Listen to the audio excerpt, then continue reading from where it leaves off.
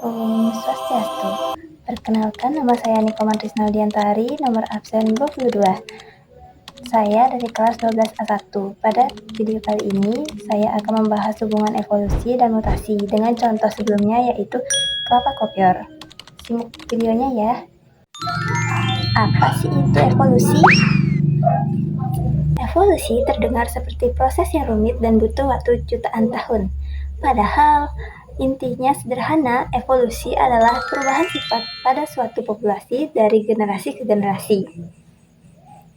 Salah satu contoh yang menjelaskan tentang perubahan makhluk hidup dari waktu ke waktu adalah Charles Darwin. Ia menyatakan bahwa makhluk hidup dapat mengalami perubahan karena adanya variasi sifat yang diwariskan. Tapi, apa yang membuat perubahan itu terjadi?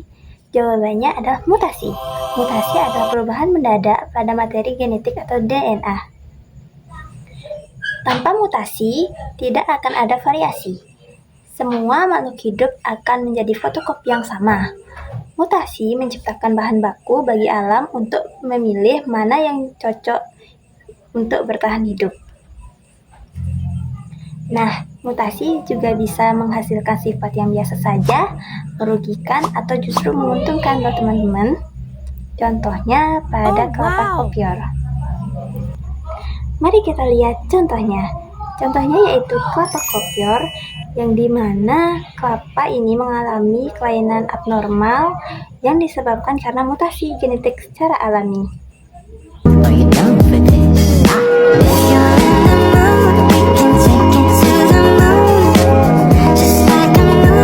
Pada kelapa kopior, terjadi mutasi yang menyebabkan kegagalan pembentukan dinding sel pada endosperma atau daging buahnya. Akibatnya, daging buah tidak menempel pada tempurung dan malah terlepas, menjadi empuk dan gurih. Lalu, apa hubungannya dengan evolusi? Di alam liar, kelapa kopior sulit bertahan karena bibitnya susah tumbuh secara alami. Secara teori evolusi, sifat ini bisa saja punah.